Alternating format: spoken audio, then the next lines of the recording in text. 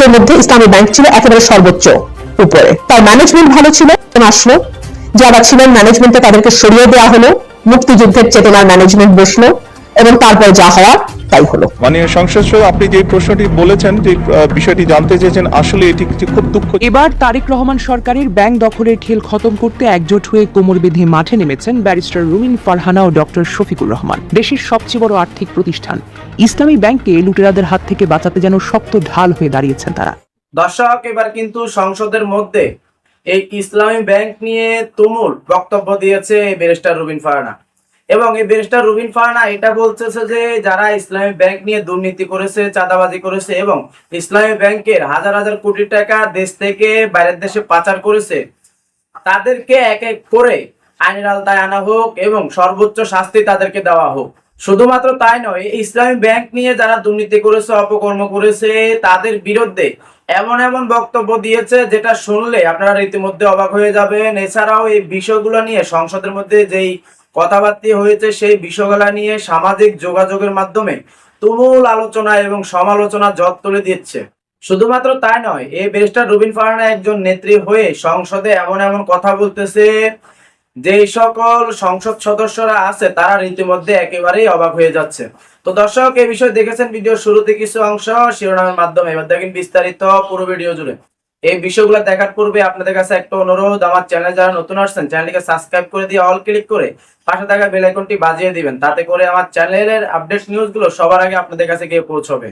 তো দর্শক, চলুন দেখে আসি এই ব্যারিস্টার রুমিন ফারহানা সংসদের মধ্যে এমন এমন বক্তব্য দিচ্ছে যেগুলো শুনে রীতিমধ্যে সংসদের সবাই অবাক হয়ে যাচ্ছে, সেটা আমরা দেখবো। তার আগে চলুন দেখে আসি এই ইসলামী ব্যাংক নিয়ে যে দুর্নীতি, অপকর্ম, চাঁদাবাজিদেরকে নিয়ে এবং হাজার হাজার কোটি টাকা দেশ থেকে বাইরের দেশে পাচার করেছে, সেই বিষয়টা নিয়ে রুমিন ফারহানা কি বলেছে, এই বিষয়টা আগে আমরা চলুন দেখে আসি। এই বিষয়টা দেখে পরবর্তীতে ওই বিষয়টা দেখবো। তাই ধৈর্য ধরে একটি লাইক করে সম্পূর্ণ ভিডিও মনোযোগ সহকারে দেখতে থাকুন এবং আপনার মতামত কমেন্ট বক্সে লিখতে থাকুন। সরকারের ব্যাংক দখলের খেল খতম করতে একজোট হয়ে কোমর বেঁধে মাঠে নেমেছেন ব্যারিস্টার রুমিন ফারহানা ও ডক্টর শফিকুর রহমান। দেশের সবচেয়ে বড় আর্থিক প্রতিষ্ঠান ইসলামী ব্যাংককে লুটেরাদের হাত থেকে বাঁচাতে যেন শক্ত ঢাল হয়ে দাঁড়িয়েছেন তারা। পর্দার আড়ালে চলতে থাকা নোংরা ষড়যন্ত্র আর রাতের আধারে ব্যাংক গিলে খাওয়ার মিশন এখন পুরোপুরি ফাঁস।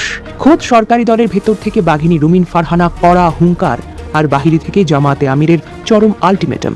রীতিমতো থরথর করে কাঁপছে তারেক রহমানের পড়ায়। প্রশ্ন উঠেছে, কি এমন ভয়ঙ্কর ঘটনা ঘটেছে ইসলামী ব্যাংকের ভেতরে? কেন এই ঐতিহ্যবাহী ব্যাংক নিয়ে এমন নোংরা খেলায় বেঁধেছে লুটেরা সিন্ডিকেট?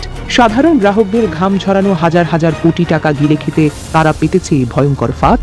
দেশের রাজনীতি আর অর্থনীতির মাঠে এখন সবচেয়ে বড় আলোচনার বিষয় হলো ইসলামী ব্যাংক। সাধারণ খেটে খাওয়া মানুষের কষ্টের জমানো টাকা নিয়ে ছিনিমিনি খেলার এক মহোৎসব চলছে চারপাশে। ঐতিহ্যবাহী এই ব্যাংকটিকে নিজেদের পকেটে ঢোকাতে গিয়ে তারেক প্রশাসন এমন এক গেঁড়াকালে আটকা পড়েছেন যেখান থেকে সহজে বের হওয়ার কোনো রাস্তা খোলা নেই। দিনে দুপুরে এমন পুকুর চুরির চিত্র দেখে সাধারণ গ্রাহক থেকে শুরু করে ব্যাংকের কর্মকর্তা কর্মচারীরা পর্যন্ত পথে নেমে আসতে বাধ্য হয়েছেন।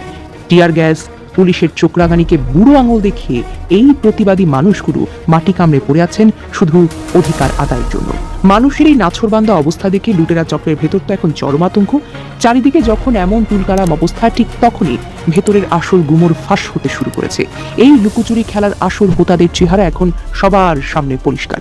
তারেক সরকার ভেবেছিলেন খুব সহজেই ব্যাংকটিকে গ্রাস করে নেওয়া যাবে, কিন্তু সাধারণ মানুষের তীব্র প্রতিবাদের মুখে পড়ে সে আশা এখন সেগুড়ে বালি। কিভাবে এই বিশাল ব্যাংকটিকে গিলে খাওয়ার পায়তারা করছে তা শুনলে যে কারো চোখ যেন কপালে উঠবে। রাতের আধারে ভানুমতির খেল দেখিয়ে ব্যাংকটির দখল নিতে মরিয়া হয়ে উঠেছে একটি বিশেষ সিন্ডিকেট।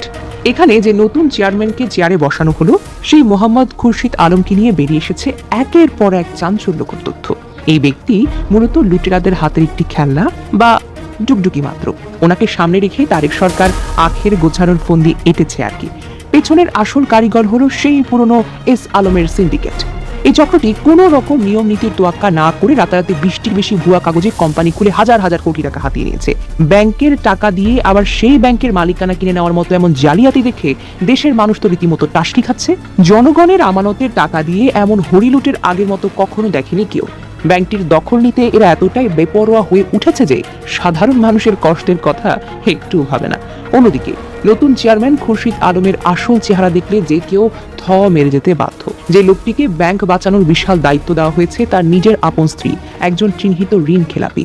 বিগত সরকারের আমলে এই খুরশিদ সাহেব নিজের ক্ষমতার দাপট দেখিয়ে ফার্স্ট সিকিউরিটি ইসলামী ব্যাংক থেকে বিশাল অঙ্কের টাকা বের করে নিয়েছেন অত্যন্ত সুকৌশলে। নীতি নির্ধারকরা এই সর্বনাশা খেলার ফলাফল বুঝতে না পারলেও দেশের ভেতরের ডাকসাইটে নেত্রী ব্যারিস্টার রুমিন ফারহানা ঠিকই আসল বিপদের টেরটা পেয়েছেন। তারেক সাহেবের আত্মঘাতী চাল যে অচিরেই দলের জন্য বিশাল বিপদের কারণ হতে পারে তিনি খুব ভালো করেই জানেন। এই কারণেই দলের ভেতরে শুরু হয়েছে চরম অস্থিরতা আর কানাঘুষা। সবাই বুঝতে পেরেছেন সামনে বড় রকমের বিপদ আসছে। তাই তো বিএনপির সাবেক নেত্রী সবার চোখ রাঙানিকে উপেক্ষা করে বাঘিনী রুমিন ফারহানা সরাসরি গর্জে উঠেছেন। সম্প্রতি একটি জনপ্রিয় টকশোতে লাইভ ক্যামেরায় সামনে বসে তিনি যে হুঙ্কার দিয়েছেন তাতে তারেক রহমানের বলয়ে রীতিমতো ভূমিকম্প শুরু হয়ে গেছে। ইসলামী ব্যাংক নিয়ে সঞ্চালকের এক প্রশ্নের উত্তরে তিনি বলেন, এই জেদি নেত্রী কোনো রকমের রাগ ঢাক না করে পরিষ্কার জানিয়ে দিয়েছেন তিনি সামনে শুধুই অন্ধকার দেখছেন। সরকারি দলের একজন প্রথম সারির নেত্রী যদি নিজের দলের ভবিষ্যৎ নিয়ে এমন অন্ধকার দেখেন তখন আপনাকে বুঝতে হবে ভেতরে ভেতরে একটা লঙ্কা কাণ্ড চলছে। ওনার এই কথাতেই স্পষ্ট হয়ে গেছে যে অতি উৎসাহী কিছু আমলা আর লুটেরাদের পাল্লায় পড়ে তারেক প্রশাসন এমন এক চোরাবাড়িতে পা দিয়েছে সেখান থেকে সহজে পার হওয়ার কোনো সুযোগ নেই। তো এবার আমি বাজেট পড়ে আমি দেখবো যে আসলে যে 1 লক্ষ টাকার উপরে যেটা সামাজিক সুরক্ষা বলা হচ্ছে সেটা আসলে কতটা সামাজিক সুরক্ষা আর কতটা আপনার পেনশন, গ্র্যাচুইটি ইত্যাদি ইত্যাদি। তাদের যে লোন দেওয়ার কথা ছিল সেটার লাস্ট দুটো কিস্তি তারা এই সরকারের সময় বাতিল করেছে।